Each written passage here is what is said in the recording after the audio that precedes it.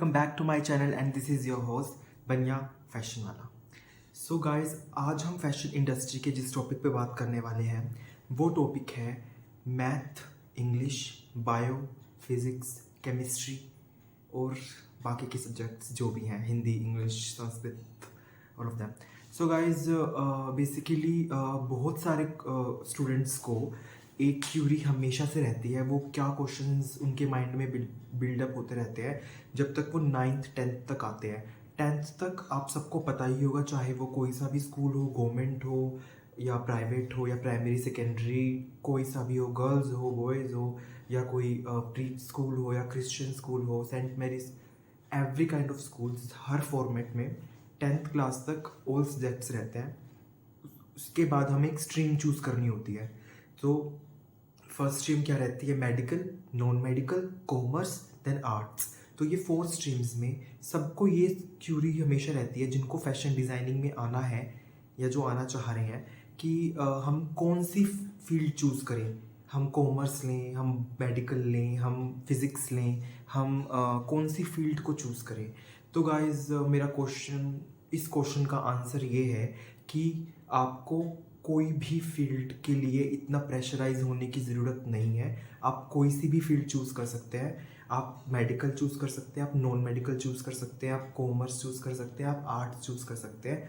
But आपको किसी ना किसी फील्ड में 12th तक की आपके पास मार्कशीट्स होनी चाहिए, क्योंकि जब भी आप एक डिज़ाइन स्कूल या यूनिवर्सिटी में एडमिशन लेने के लिए जाओगे तो आपको 10th और 12th की सीबीएसई बोर्ड हो या हरियाणा बोर्ड हो या किसी भी टाइप का बोर्ड हो, वहाँ की मार्कशीट सबमिट करनी होती ही होती है। तो मेरा ये कहना है आपको, आप चाहे किसी भी ग्रेड से पास हो, और ये भी कोई प्रेशराइज नहीं है कि आपको 10 सी जी पी लाना है, 100% हो, 90 हो, 80 हो, नहीं, ऐसा कोई मैटर नहीं करता। पर हाँ, you have had a decent marks, आपको एक डिसेंट नंबर तो होना चाहिए। यू भी नहीं है कि 20% मार्क्स हैं, फिर 40 है, 50 है, बट ठीक है 70 80 है तो एवरेज, कोई प्रॉब्लम नहीं है। तो इतना प्रेशराइज करने की कोई ज़रूरत नहीं है अपने आप को कि आपको एक मेडिकल। वैसे मैं अपना एक्सपीरियंस बताऊँ तो मैंने मेडिकल चूज़ की थी, और मेरे +2 में मतलब ठीक नंबर थे, इतने अच्छे भी नहीं थे, इतने गंदे भी नहीं थे, कि मतलब ठीक है 80% से ऊपर थे, 85 के आसपास थे मेरे। तो इतनी कोई वो वाली बात नहीं है कि आपको एक अच्छे ग्रेड्स लेके आने हैं या आपको लो ग्रेड्स लेके आने हैं। लो मतलब इन द एवरेज रहोगे तो it's good enough for that. उसके अलावा बहुत सारे स्टूडेंट्स की एक और क्वेश्चन रहता है कि डिज़ाइनिंग में आने के लिए इंग्लिश इम्पोर्टेंट है या मैथ्स। तो इंग्लिश इम्पोर्टेंट है या मैथ्स? तो गाइस, इसका कोई पर्टिकुलरली आंसर नहीं रहता है कि आपको इंग्लिश चाहिए चूज़ करना चाहिए या कोई एक्स्ट्रा या मैथ्स चूज़ करना चाहिए, क्योंकि अब मैं अपने अगर एक्सप्लोरेशंस के अराउंड बताऊं तो मेरे कितने सीनियर्स थे जिन्होंने मुझे बोला कि आपने मैथ्स क्यों नहीं लिया, अब डिज़ाइनिंग में आना तो मैथ्स इट्स इम्पोर्टेंट। बट मैंने अगर अपने एक्सपीरियंस से मुझे कोई इतना इम्पोर्टेंट वाली चीज़ दोनों में से कोई नहीं लगी। बट ये है कि हाँ, अगर आप एक अच्छा ब्रांड बनना, खुद बनना चाहते हो, ब्रांड के साथ काम करना चाहते हो, इंडस्ट्री में आना चाहते हो, तो आपको इंग्लिश आनी चाहिए।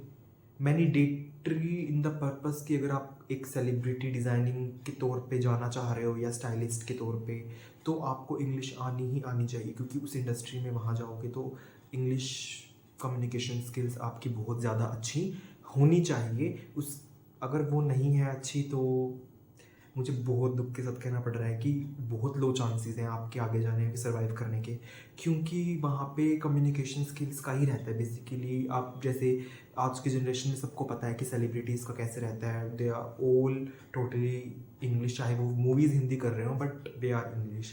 तो वो परमानेंटली इंग्लिश में ही बात करेंगे, चाहे उनका सर्वेंट भी क्यों ना हो।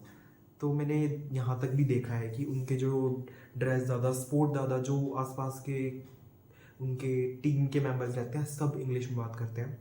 तो ठीक है, उनका मूड होगा तो वो आपको हिंदी में जज करेंगे, अगर होगा तो वो डायरेक्टली इंग्लिश, चाहे वो सामने वाले को समझ में आ रहा है नहीं आ रहा है, वो उनकी टीम देखती है बाकी की बातें।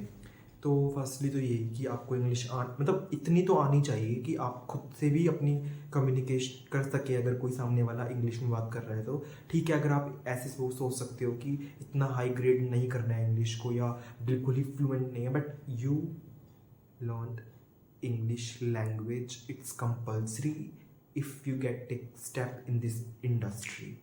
उसके अलावा सेकंड थॉट इंग्लिश के मैं आपको अगर और एग्जांपल्स या और चीज़ें भी बताऊं तो आप अगर एक इंटरव्यूअर को इंटरव्यू दे रहे हैं तो अगर आप इंग्लिश में दे रहे हैं तो भी एक अच्छा अप्रोच रहता है, क्योंकि हिंदी में वो एक लोकल लैंग्वेज के थ्रू सेट नहीं करते हैं, मतलब कैंडिडेट को कि एक्सपेक्ट करते हैं कि वो इंग्लिश में बात करे, क्योंकि उनकी कंपनी के लिए भी अच्छा है। अगर आप कोई क्लाइंट आ रहा है, आप किसी से बात कर रहे हो तो समझ रहे हो कि थोड़ा यहाँ पे रहता है, इंग्लिश को प्रमोट ज़्यादा करते हैं, तो इंग्लिश के लिए it's thumbs up. And second subject is like math. तो मैथ का ये रहता है कि अगर आप डिज़ाइनिंग में ही जा रहे हो एज अ डिज़ाइनर, जो कि मैंने लास्ट वीडियो में भी आपको बोला था, लास्ट व्लॉग में, कि डिज़ाइनिंग में भी बहुत सारे अप्रोचेस रहते हैं, स्कोप्स, तो please go watch scopes in fashion designing video. And तो अगर आप पैटर्न मेकिंग में जाना चाहते हो, तो गारमेंट कंस्ट्रक्शन में जाना चाहते हो, तो वहाँ maths is important and important. वो क्राइटेरिया रहता है ना फिल्म इंडस्ट्री में कि एंटरटेनमेंट एंड एंटरटेनमेंट, तो यहाँ पे भी मैथ्स इज़ इम्पोर्टेंट। तो बहुत ज़्यादा मैथ रहता है, क्योंकि आपको सारे पैटर्न्स हैं, वो सारी कैलकुलेशंस हैं, सारे के सारे जो आपने 10th में मतलब चीज़ें पढ़ी हैं, 9th में 8th में, तो वो सब चीज़ें यहाँ पे रहती है, सारी कैलकुलेशंस आपकी रहती हैं। एक गारमेंट कंस्ट्रक्टर जो बेस्ट होगा, ऐसे नहीं कि टेलर जो दर्जी सिलता है। यहाँ पे जो डिज़ाइनिंग में कंस्ट्रक्शन का काम होता है वो अलग लेवल का होता है। जो सिलवेट से जो डिज़ाइनिंग स्टूडेंट्स होंगे उनको पता होगा, और जो बनना चाहते हैं वो ध्यान से कान खोल के सुन लें कि वहाँ बहुत ज़्यादा अलग तरीके का काम रहता है, पैटर्न मेकिंग होती है। पैटर्न मेकिंग में सारी कैलकुलेशंस होती हैं। अगर एक मेजरमेंट भी आपका इधर से उधर हुआ तो पूरा का पूरा पैटर्न ख़राब, उसके बाद आपकी पूरी की पूरी आउटफिट ख़राब हो सकती है, ड्राफ्ट ख़राब हो सकता है। तो इसीलिए फैकल्टी हमारे ऊपर जोर डालते हैं कि ड्राफ्ट बनाओ, पैटर्न बनाओ, जो हम कभी बनाने का हमारा मन नहीं करता है। हमें बेसिकली रहता है कि आउटफिट बन जाए, पैटर्न मेकिंग और ड्राफ्टिंग रहने दो, छोड़ो, उस पर माथा नहीं मारना है, क्योंकि पैटर्न मेकिंग में बहुत टाइम इन्वेस्ट होता है हमारा। और अगर वो टाइम इन्वेस्ट अच्छे से हो रहा है तो वो वर्थ इट है, क्योंकि आप 5 to 6 days अगर एक पैटर्न, पूरी आउटफिट के पैटर्न्स बना रहे हो, तो अगर एक स्लीव का पैटर्न भी आपका मेजरमेंट इधर से उधर हो जाता है तो बहुत गड़बड़ हो जाती है। तो वो डिज़ाइनिंग स्टूडेंट होते हुए मुझे पता है। बाद में आउटफिट्स के जब ज्यूरी में पैटर्न्स बोलते हैं ना, वो अगर उनको आउटफिट पसंद आती है तो कि पैटर्न्स कहाँ है, तो वो पैटर्न्स दिखाने पड़ते हैं उनको गाइस ज्यूरी के अंदर। तो मेरी यही सलाह है आपको कि पैटर्न ज़रूर बनाएं और ड्राफ्टिंग ज़रूर करें, तो एक अच्छा इंप्रेशन भी रहता है ज्यूरी जो लेने आते हैं एक्सटर्नल फैकल्टी।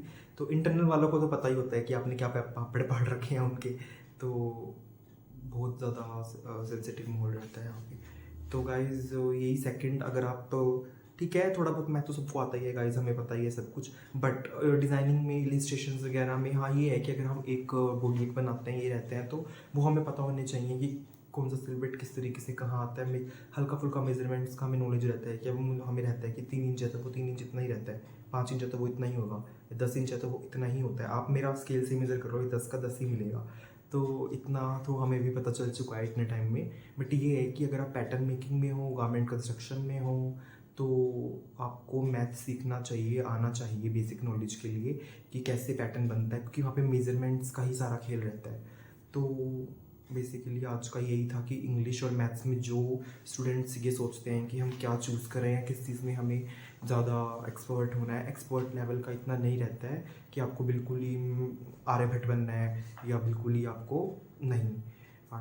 तो आपको इतना आना चाहिए कि आप खुद से अपना गोल अचीव कर सकते हो, या जिसको ये है कि बेसिक इंग्लिश आती है तो कोई दिक्कत नहीं है, क्योंकि जैसे जैसे हम एक माहौल में आ जाते हैं वहाँ पे हम एक्सेंट्स में बात करते हैं, हम फ्लुएंट हो जाते हैं, क्योंकि सामने वाला भी इंग्लिश में है तो हम रिप्लाई इंग्लिश में देते हैं, तो वो भी सही हो जाता है। बट ठीक है, अगर आप इंग्लिश के लिए कोई कोचिंग क्लासेस या कोई अलग से एक्स्ट्रा करना चाह रहे हो या ग्रामर्स की नॉलेज लेना चाह रहे हो तो बेटर है। ठीक है, मैथ में आपको इतना लेने की ज़रूरत नहीं है, बट ये है कि आपको मैथ आना चाहिए। और मैं आपको पहले बता ही चुका हूँ कि फ़ील्ड की तो कोई प्रॉब्लम है ही नहीं, आप कोई सी भी फील्ड सेलेक्ट कर सकते हैं। बट ये है कि एडमिशन प्रोसेस में आपको 10th और +2 की मार्कशीट्स दिखानी ही दिखानी पड़ती हैं, आपको अटैच करना ही करना पड़ता है अपने डॉक्यूमेंट्स में, तो वो आपको करना ही होगा। बट ये है कि कुछ बच्चे क्या करते हैं कि सोचते हैं हम 10th के बाद ना एक वो कर ले, कोर्स कर लेते हैं जिनमें डिग्री नहीं होती, डिप्लोमा कोर्सेज होते हैं। तो मैं पहले ही बता दूं, चाहे आप डिप्लोमा कोर्सेज करो, चाहे आप कुछ भी करो, पर 10th और 12th की मार्कशीट्स के बिना आपका एडमिशन नहीं हो सकता है।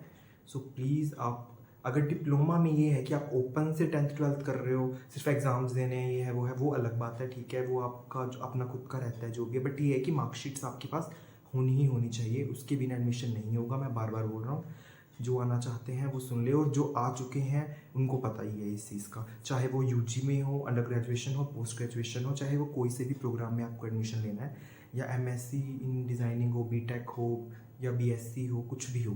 तो आज के लिए यही है कि कोई भी सब्जेक्ट्स मैटर इतना नहीं करते हैं, एक्सपेक्ट इंग्लिश और मैथ्स, तो वो दोनों आने चाहिए। बाकी हिंदी हमें आती ही है, इतना ज़्यादा हमें सोशल स्टडीज़ और साइंस से कोई नहीं है। बट ये है कि अगर आप थीम ड्रेसेस पे वर्क करते हो तो वहाँ पर आपको इन सब सब्जेक्ट्स की नॉलेज रहती है, तभी आपको फाउंडेशन प्रोग्राम में 1 साल के लिए यूनिवर्सिटी में यही सब सिखाया जाता है कि कैसे कैसे आगे आगे हमें प्रमोट करते रहना है, अपने आप को अपग्रेड करते रहना है। सो गाइज़, आज के लिए इतना ही। देखते रहिए, और please like, subscribe and share my YouTube channel and do watch Manya Fashion Wala. Thank you so much.